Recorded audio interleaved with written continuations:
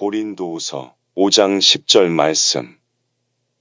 이는 우리가 다 반드시 그리스도의 심판대 앞에 나타나게 되어 각각 선악간에 그 몸으로 행한 것을 따라 받으려 함이라. 오늘 본문의 내용을 갖고 여러분과 함께 생각하게 될 세 번째 주제가 있습니다. 하늘 시상식. 하늘 시상식.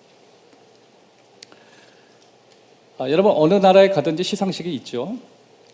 사실 시상식의 숫자를 계산한다면 거의 매일 하나 이상의 시상식이 이제 우리나라에서 이루어지고 있을 거예요.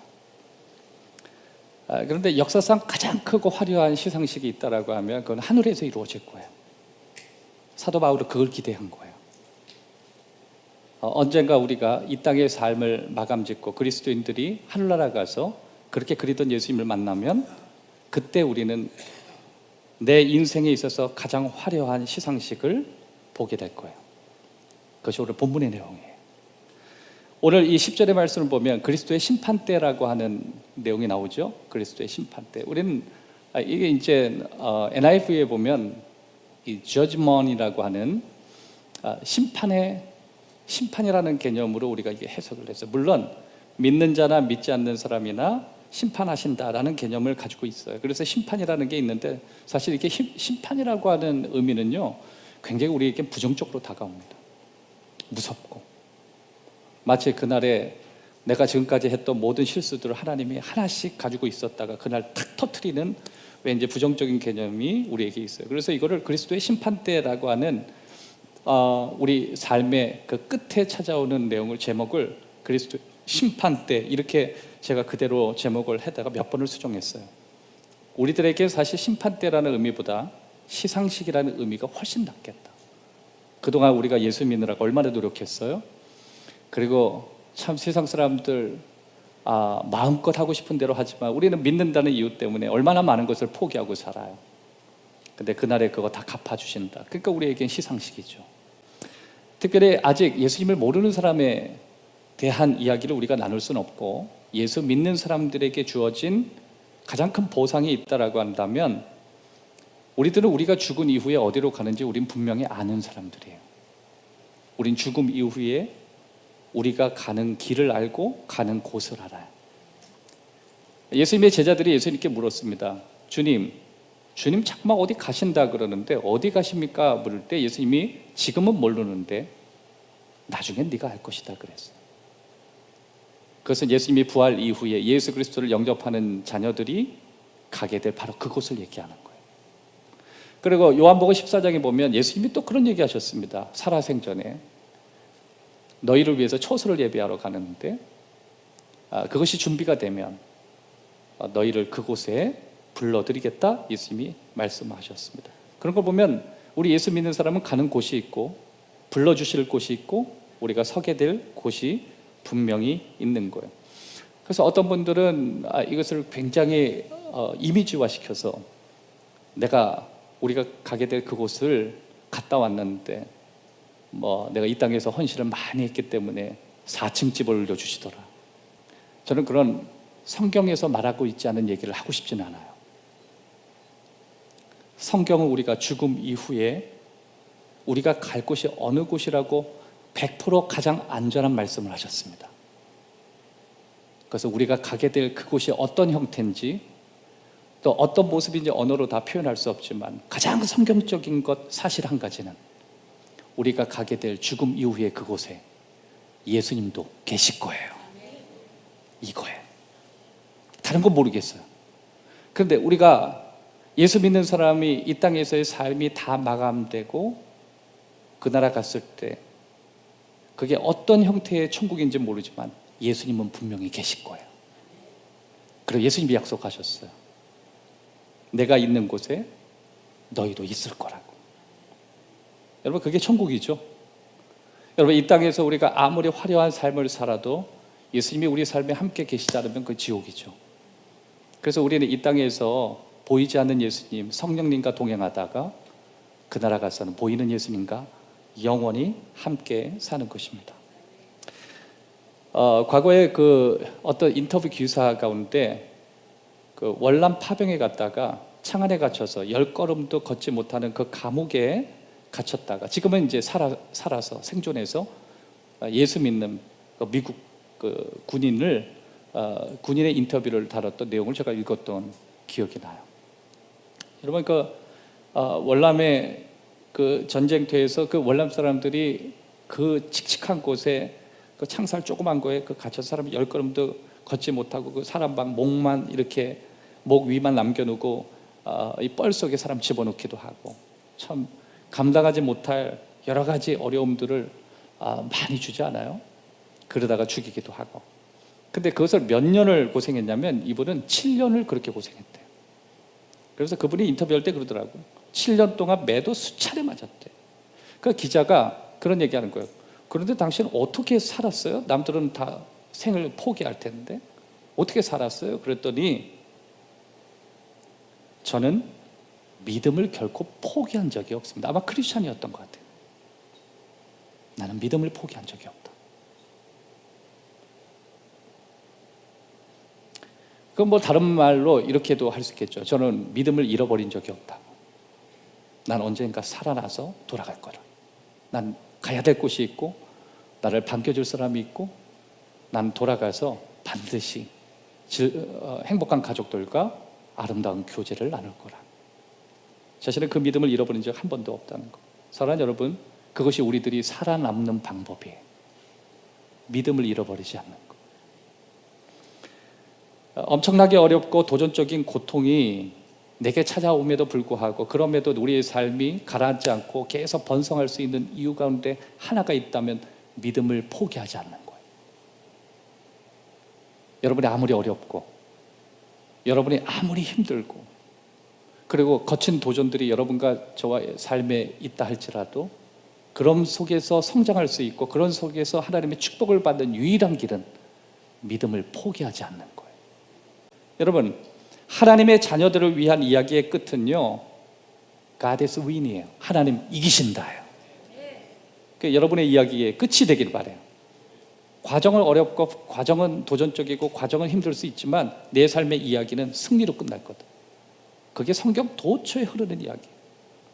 가끔 하나님의 자녀들의 이야기의 끝이 별로 좋지 않게 보이는 주변도 있어요. 또 하나님의 자녀들의 이야기가 종종 어둡게 보여질 수도 있어요. 또 하나님의 자녀들의 이야기가 어느 정도 고통스럽게 느껴질 수도 있어요. 그리고 하나님의 자녀들이 겪는 스토리들이 약간 어렵게 느껴질 수 있어요. 근데 예수님은 이미 얘기하셨어요. 너희가 세상에서 환난을 당할 것이다. 그게 무슨 뜻이냐면 예수님이 이미 얘기하셨어요. 너희가 이 세상 안에서 살 때 내 자녀라고 할지라도 이 환난이라는 걸 경험할 거라. 그러니까 환난이 뭐예요? 이 환자라고 하는 게 사람 뒤집힌다는 뜻인데 너 속을 뒤집는 일들 많이 있을 거다. 너 믿음을 뒤집어 놓을 만한 어려움들이 많이 일어날 것이다. 교회에서도 일어날 거고 교회 밖에도 일어날 거고 믿음 안에서도 일어날 거고 믿음 밖에서도. 그러니까 예수님이 그걸 영역을 제한하지 않고 세상에서 환난을 당해. 세상이 뭐예요? 우리가 살아있는 바로 이곳. 근데 예수님이 그 다음 뭐라고 하셨냐면 그러나 담대하라. 내가 세상을 이겼다. Jesus win. Jesus win. 여러분 예수님이 이기셨어요. 그래서 우리는 예수님을 받아들이는 거예요. 예수님을 받아들이면 그런 여러 가지 어려움과 환난을 지나갈 수 있다는 약속을 예수님이 하신 거예요.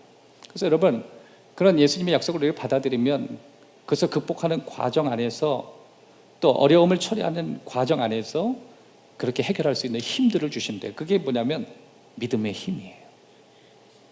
그래서 믿음의 힘은 언제 자라냐면 극복하는 과정 안에서 자라는 거예요.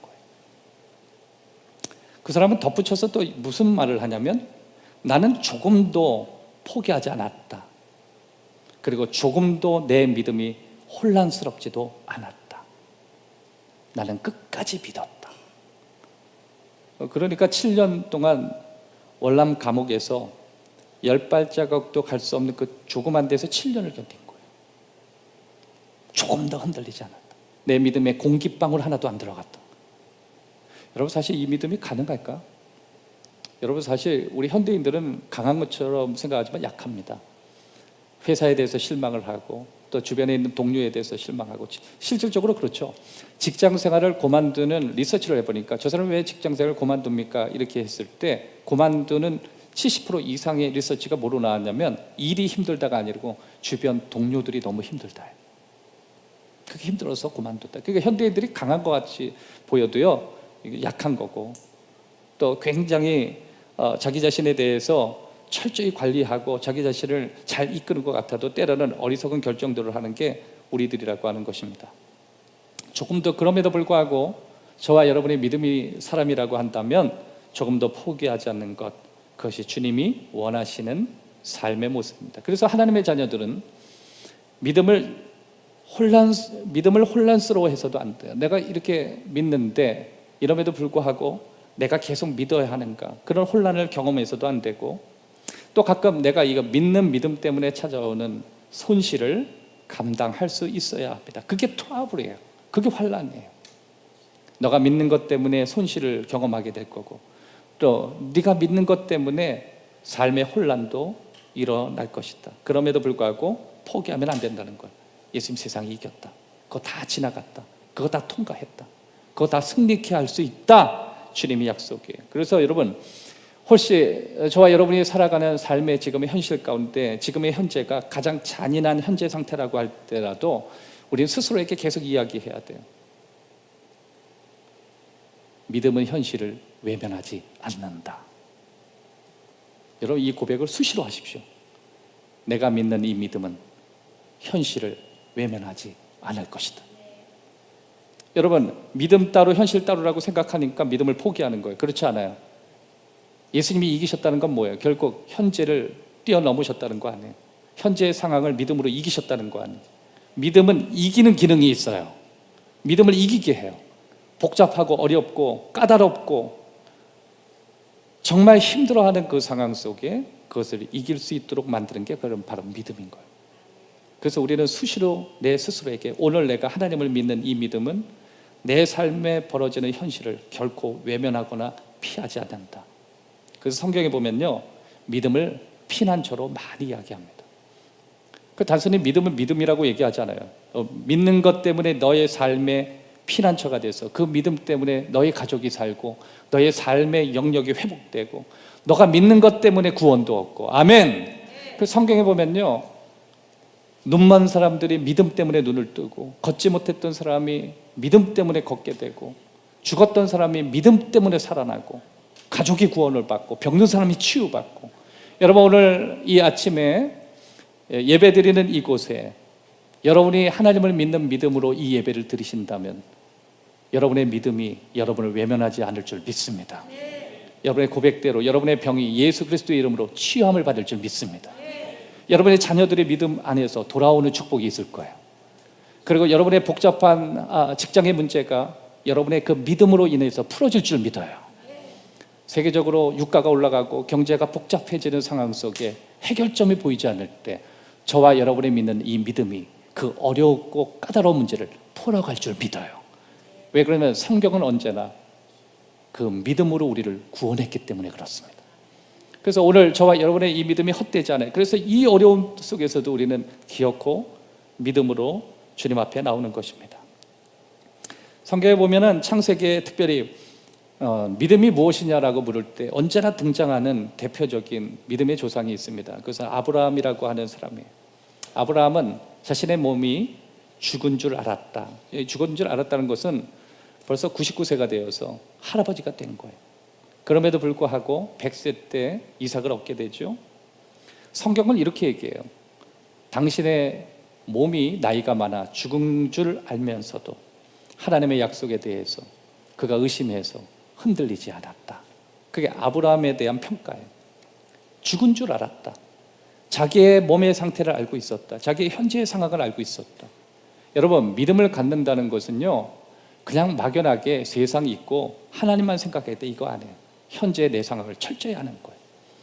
그런 거 보면 여러분, 현대인들이 믿음 생활을 하기에 정말 정확할 수 있어요. 왜 그러냐면 현대인들은 분석적이고 현대인들은 정확하고 현대인들은 뭔가 이성적이기 때문에 그 사람들이 정말 믿겠다라고 할 땐 진짜 믿는 거예요. 내가 믿음으로 고백할 땐 진짜 그분은 내 주님일 수 있는 거예요. 아브라함은 그런 사람이었어요. 아브라함은 자기 몸이 죽어 있는 상태라는 걸 알고 있었어요. 그런데 여러분 잘 아시죠? 100세 때 하나님의 자녀 이삭을 얻게 돼요. 이건 굉장한 스토리예요. 왜 그러냐? 믿음이 현재를 외면하지 않았다는 주요한 사건을 얘기할 때마다 아브라함 사건을 얘기하는 거예요. 믿음이 몸도 고치더라. 믿음이 절망적인 것도 바꿔주더라. 믿음이 안 되는 것도 되게 하더라. 여기 혹시 지혜가 필요하신 분들, 어쩌면 여러분의 믿음이 여러분에게 지혜를 주실 수도 있어요. 여러분의 믿음 때문에 여러분의 자녀의 길이 열릴 수도 있어요. 어쩌면 평생에 내가 마지막 가는 이 세상에 숨이 떨어지는 순간 가장 아름다운 모습으로 하늘나라 가고 싶다라고 하는, 어쩌면 현대적으로 불가능한, 우리는 현대적으로는 대체로 우리가 마지막에 가장 아픈 모습으로 모든 기능이 떨어진 상태로 주님 앞에 가는데, 그것도 하나의 믿음일 수 있고 고백일 수 있죠. 어찌됐든 우리의 믿음이 하나님이 말씀하시는 승리의 이야기의 끝이 되기를 주의 이름으로 축원합니다. 하나님의 자녀들을 위한 이야기의 끝은 승리라고 하는 거예요. 그래서 여러분, 언제나 우리는 우리 주위를 바라볼 때 하나님의 자녀들의 이야기의 끝이 별로 좋게 보이지 않을 수도 있어요. 또 우리 주변에 종종 믿음의 사람들이 걸어가는 삶의 모습들이 어둡게 보여질 수도 있어요. 저 사람 예수 믿는데도 저렇게 살더라. 심지어 목사도 저렇게 살더라. 심지어 그렇게 신앙 좋았던 사람이 저렇게 어두운 면이 있더라. 종종 우리 주위에 그런 어두운 면을 볼 수도 있습니다. 그래서 믿음이라고 하는 것은 언제나 현실을 만나요. 때때로 잔인한 현실 속에 놓여지기도 하고, 무서운 상황 속에 놓여지기도 하고, 어렵거나 까다로운 현실에 놓여지기도 해요. 그럼에도 불구하고 우리는 믿음을 부인해서는 안 되는 것입니다. 흔들림 없는 믿음이 우리에게 필요한 거예요. 왜냐하면 우리 삶에 언제나 잔인한 현실과 믿음이 만나기 때문에 그래요. 그때 우리에게 요구하는 게 바로 믿음이에요. 오늘 본문의 내용 가운데 계속 시리즈로 이야기하는 것이 The Last Day예요. 세상 끝, 마지막 날. 보통 우리는 이 마지막 날을 예수님이 이 땅에 다시 오시는 날을 마지막으로 보고 있어요. 근데 마지막 날은 두 종류로 나눌 수 있어요. 예수님이 이 땅에 오시면 세상은 게임 오버가 되는 거고, 아니면 예수님이 오시지 않더라도 내가 이 땅에 수명이 다해서 예수님 만나면 그것도 또 삶의 게임 오버가 되는 거예요. 그런데 예수님이 이런 얘기 하셨어요. 세상 끝에는 다 흔들린대요. 그 삶의 끝에는 다 흔들린다는 거예요. 그러니까 살아있는 삶의 이 끝쪽에 가면 갈수록 흔들릴 수 있다. 예수님이 오시기 직전에도 흔들릴 거고, 세상이 마지막이 되면 될수록 각종 이해되지 않는 사건들이 발생할 것이다. 전쟁도 일어날 것이고, 또 지진도 일어날 것이고, 쓰나미도 몰려올 것이고, 막 전쟁들이 막 터지기 시작할 것이고, 그게 세상 끝에 관한 전초 이야기다. 그럼에도 불구하고 사실 그 끝에 대한 것은 인사이트를 좀 길게 볼 수 있어요. 우리 삶에 있어서도 젊을 때도 조심해야 되는데요, 우리 삶에 어느 정도 주님 나라 가기 바로 직전에 그 끝이 올수록 사람 많이 흔들리는 거예요. 그럼에도 불구하고 우리 행복한 교회 모든 우리 집사님, 권사님들, 또 연세 드신 우리 어르신들, 그러니까 연세 들었다고 하는 건 아닌 것 같아요. 제가 볼 때는 다 청년 같고 다 젊은이 같고, 하나님께서 주시는 축복이 여러분들에게 있기를 주의 이름으로 축원합니다. 그런데 세상 끝날에 그렇게 흔들릴 수 있음에도 불구하고 흔들리지 않는 사람들이 있다는 거예요. 당연히 끝에는 흔들려야 되는데 주변이 흔들리고, 하늘과 땅이 흔들리고, 사람들이 흔들리고, 기관이 흔들리고, 국가가 흔들리는데 흔들리지 않는 사람들이 하나 있을 수 있는데, 그게 바로 예수님 안에 있는 사람들이다. 그냥 그리스도인이라고도 얘기하고 믿음의 사람들이라고 이야기하고, 바로 마지막에 모든 것이 흔들릴 때, 믿음조차도 흔들릴 수 있을 때 끝까지 흔들리지 않고 결코 믿음을 놓지 않는 그들에게 주시는 것이 있는데, 그게 바로 하나님 보좌 앞에서의 시상식이 있을 거라는 거예요. 여러분, 실패한 사람에게 주시는 희상이 아니라 견딘 사람에게 주신 축복이에요. 그래서 우리는 비록 흔들리는 조건과 우리 주위에 납득 안 되고 정말 이해되지 않는 상황 속에 무너지는 형제 자매를 보면서도 우리의 믿음을 포기하지 않는 거예요. 왜냐하면 그날에 우리에게 주실 보상들이 있는 거예요. 그래서 예수님은 간혹 이 축복에 대해서 또 하나님이 주시는 상에 대해서 우리한테 많이 얘기해요. 끝에 하나님이 주신 축복이 있다. 견디면 하나님의 보상이 있다. 성경은 미래적인 말씀으로 가득 차 있거든요. 그래, 미래적인 말씀을 우리에게 주셨다는 것은 미래가 예수님 손 안에 있고 세상 미래가 하나님의 손 안에 있다라고 하는 거예요. 그래서 세상 것은 갑자기 오는 게 아니라 하나님이 계획하신 그 플랜대로 오신다는 거예요. 그냥 세상이 하루아침에 그냥 망하는 게 아니라 자기네끼리 어떻게 주고받고 하다가 망하는 게 아니라 하나님의 플랜 안에 있다는 거예요. 이 정도가 되면 이제 세상이 끝으로 갈 건데 그 끝을 바라보시고 그 끝을 허용하시는 분이 바로 하나님이시라는 거예요. 여러분, 그렇다면 저와 여러분의 삶의 끝도 하나님의 손 안에 있어요. 내 삶의 마지막도 하나님의 손 안에 있어요. 우리는 그것을 믿음이라고 하는 것입니다. 사도 바울은 오늘 본문 10절의 말씀에 보면 그리스도의 심판대 앞에 믿는 자나 믿지 않는 자라면 다 설 것이라고 이야기해요. 여기서 사도 바울이 생각하고 있는 이 심판대는 과거 바울이 고린도 교회에서 복음을 전한다는 이유로 재판정에 한번 끌려간 적이 있습니다. 갈리오라고 하는 사람의 재판정으로 끌려갔는데 여러분 그 로마 영화 이런 거 보면 그 앞에 돌처럼 이렇게 해서 무슨 당같이 쌓아놓은 거 있잖아요. 우리 신학적인 용어는 렉처라 그러잖아요. 강대상을 얘기하고 또 구약적인 그 그리스적인 개념은 베마 이렇게 얘기해요. 베마. 우리는 렉처, 강대상을 얘기하고 하지만 로마 사람들은 그럼 베마 이렇게 얘기해요. 이 베마가 뭐냐면 심판하는 사람들을 위해서 만들어 놓은 심판대를 베마라고 이야기해요. 근데 그것은 왜 있느냐면 재판정에서 저 사람의 하는 말을 듣고 저 사람이 감옥으로 가든지 아니면 풀어주는지를 결정하는 재판정이에요. 그러니까 사도 바울은 그리스도의 심판대를 자신이 잘못하지 않았음에도 불구하고 자신이 자신을 변호하기 위해 섰던 갈리오의 그 재판장을 그리면서 내가 그리스도의 심판대에도 이럴 것이다라고 이야기하는 거예요. 갈리오라고 하는 로마 군인이 그 앞에 서 있지만 언젠가는 그곳에 내가 사랑하는 예수님이 서 있을 것이다. 지금은 내가 너무 억울하지만 그날에 그분은 나의 모든 삶을 다 아시고 그리고 내가 지금까지 어떤 삶으로 믿음으로 달려왔는지를 판단해 주실 날이 올 것이다. 사도 바울은 그런 고백을 하는 것입니다. 그래서 오늘 두 가지로 저와 여러분들이 예수 그리스도의 그 심판대가 어떤 의미를 우리에게 주고 있는지에 대해서 살펴보기를 원합니다. 첫 번째, 예수 그리스도의 심판대는 예상할 수 없는 보상 사건입니다. 예상할 수 없는 보상 사건입니다. 로마서 8장 1절에 보면 그러므로 이제 그리스도 예수 안에 있는 자에게는 결코 정죄함이 없다. 그리스도 예수 안에서 결코 정죄함이 없다.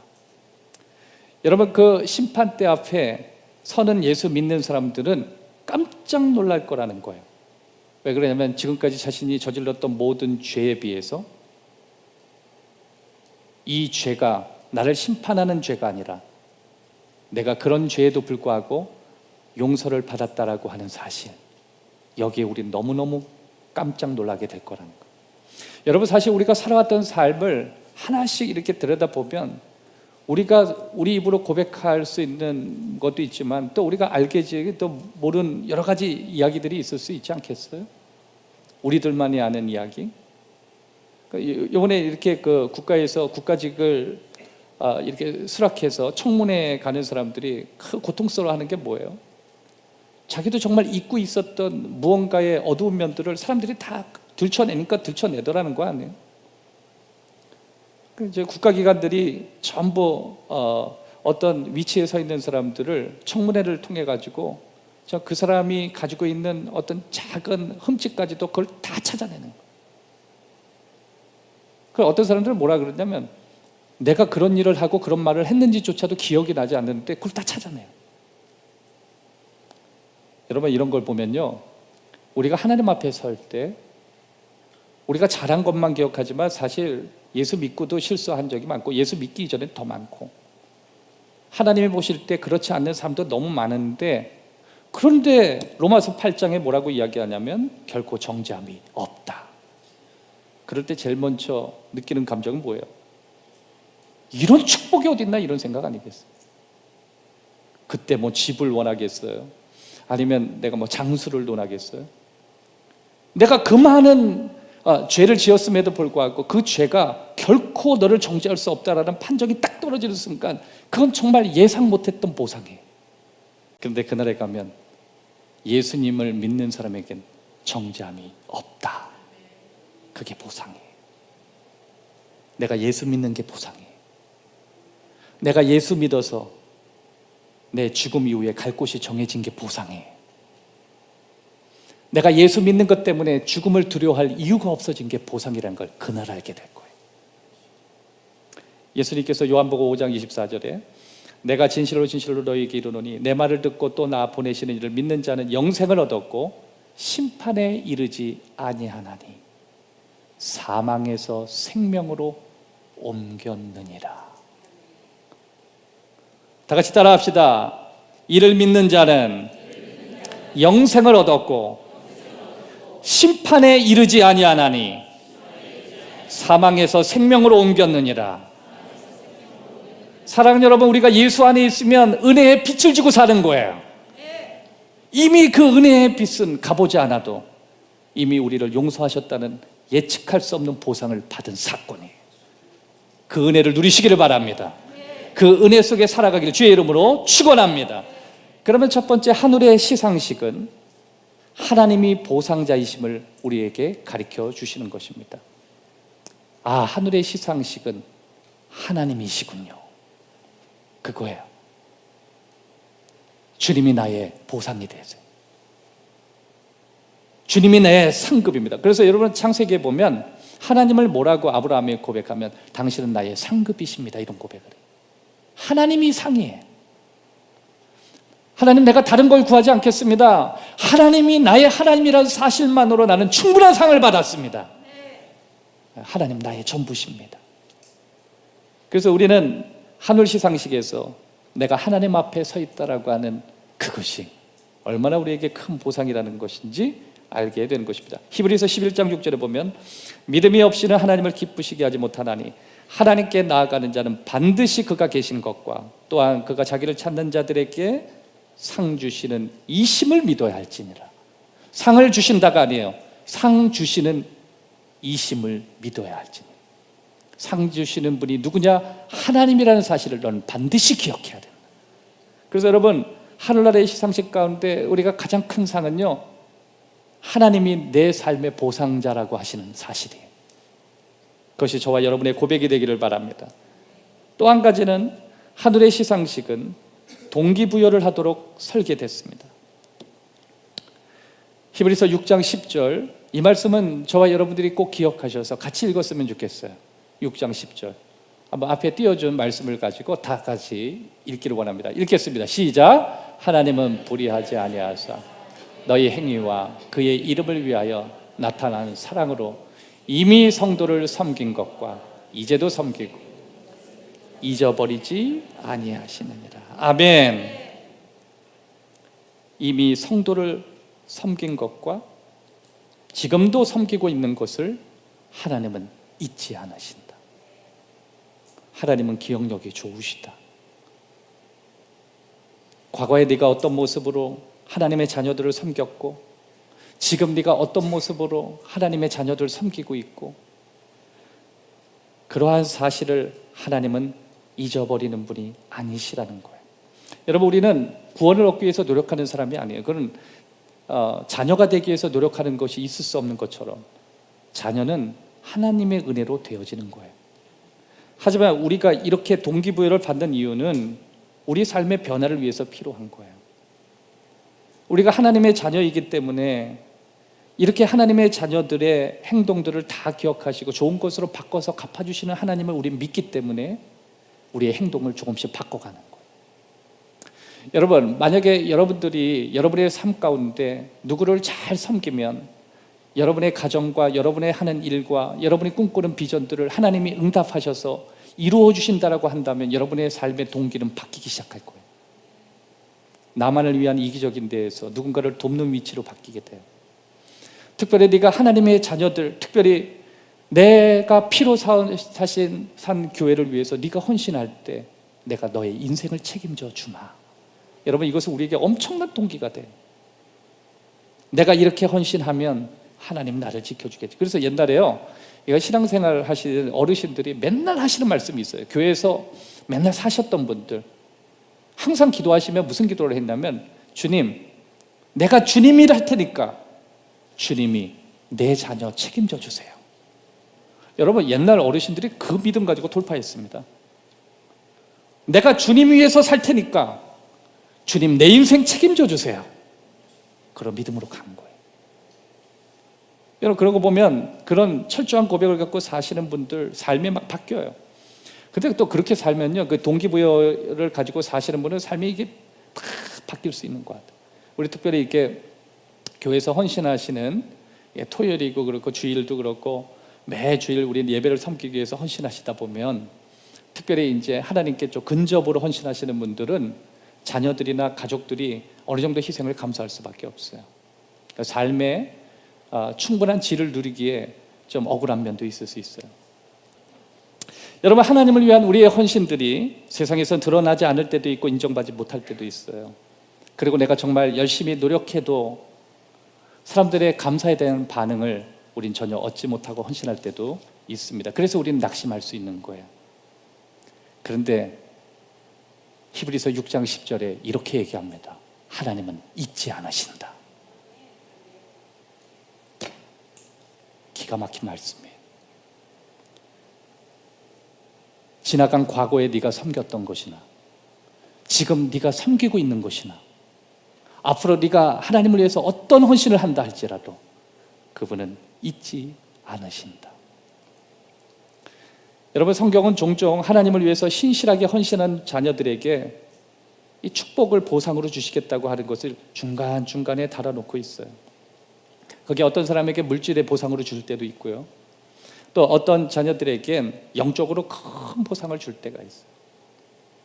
그래서 어떤 분들은 나는 하나님께 받은 게 없다라고 말하면 안 돼요. 우리가 잘 깨닫지 못하는 것이지, 어떤 분들은 그게 영적으로 갈 수도 있고 물질적으로 갈 수 있고 인간관계로 갈 수 있고 내가 전혀 생각하지 않는 보상들이 있을 수 있어요. 여러분, 한번 생각해 보세요. 정말 나는 하나님께 한 번도 보상을 받은 적이 없는가? 내가 원하는 것만 기대하고 다른 걸 기대하지 않아서 그래요. 우린 정말 하나님께 많은 보상을 받았어요. 우리 꼭 기억합시다. 하나님은 뛰어난 기억력을 가지고 계셔요.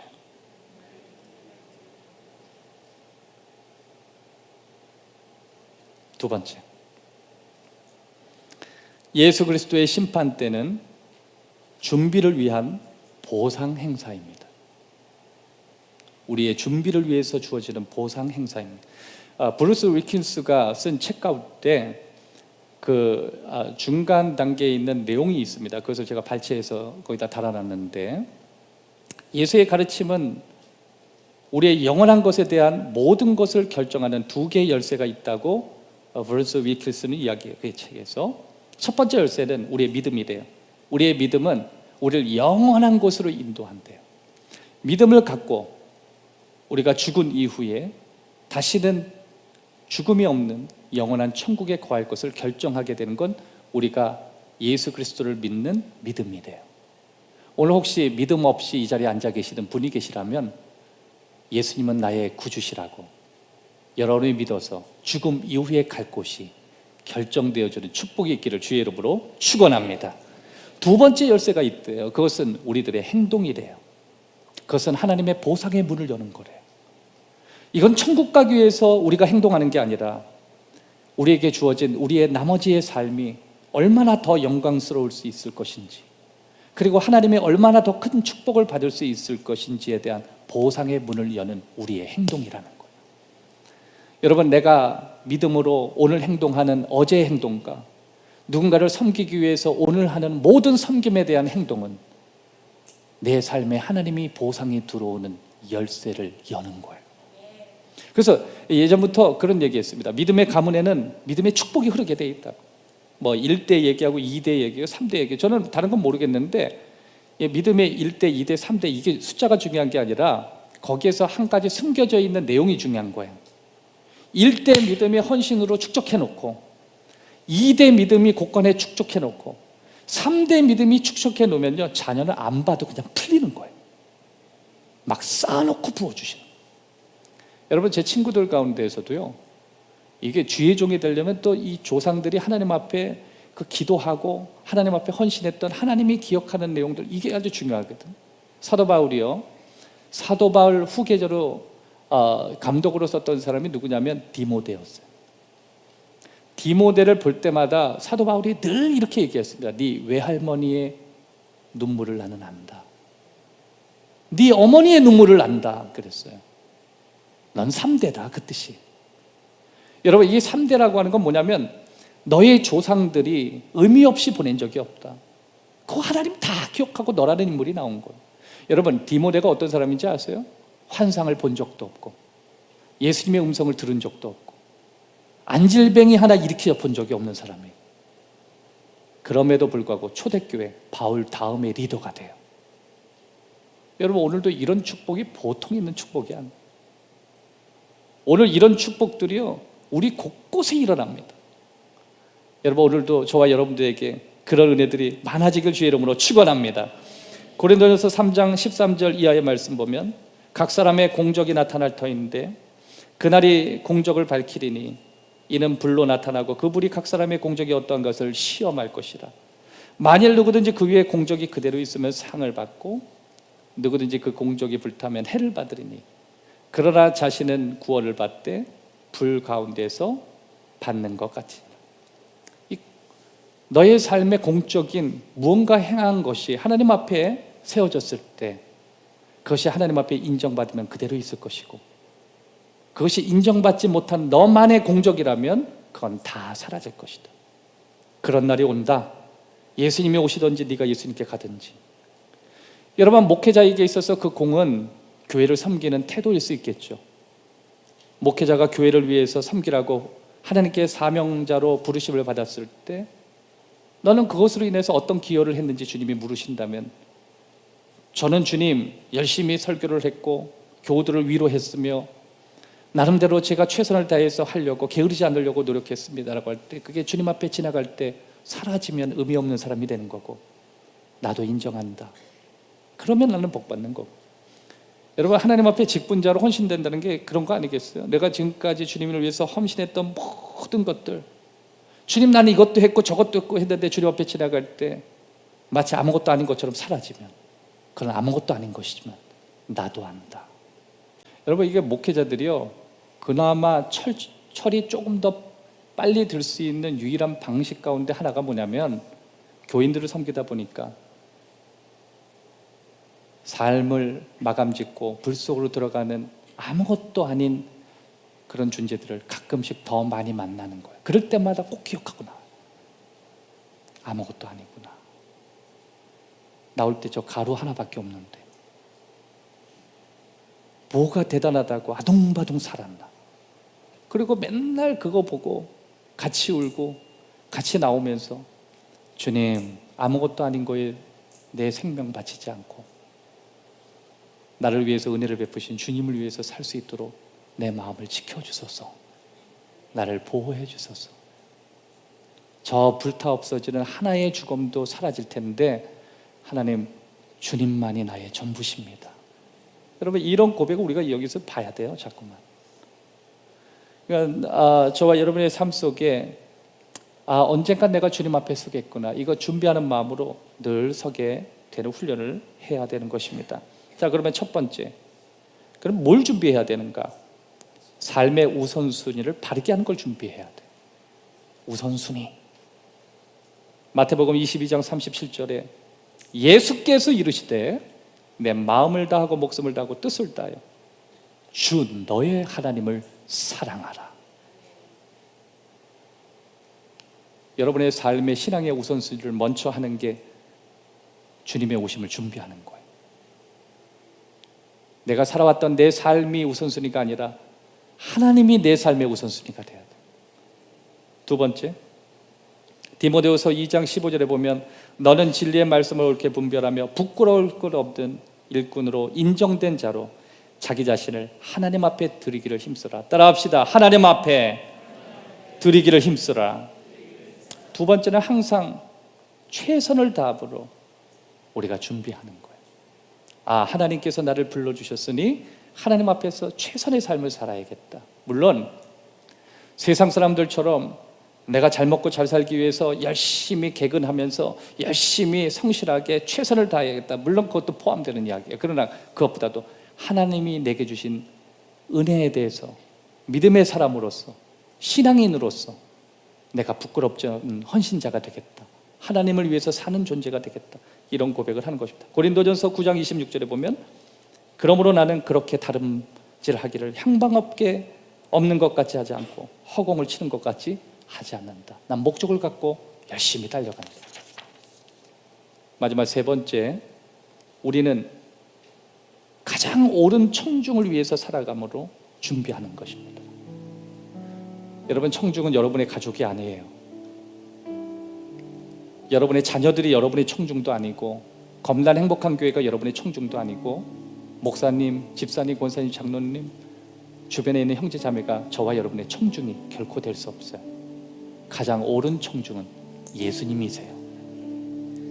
저 청중석에서 한 분 딱 앉아 계시는데 내 인생을 응원하신 예수님이에요.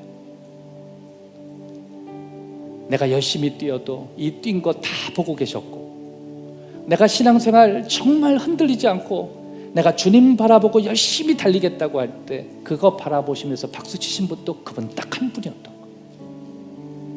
여러분, 다른 사람은 몰라도 주님은 다 기억하셔요. 주님 다 아세요. 구석구석 아시고, 그리고 우리가 하나님께 실수하는 우리의 믿음의 모습들을 하나도 보지 않고 좋은 몸만 다 담고 계세요. 그게 우리의 청중에 계신 예수님이십니다. 고린도후서 5장 9절에 그래서 우리는 몸으로 있든지 떠나 있든지 그 청중 되시는 주님을 기쁘시게 하는 자가 되기를 난 더 노력하겠다. 오늘 세 가지를 나눴습니다. 우리는 믿음의 보상이 있다는 사실을 믿어요.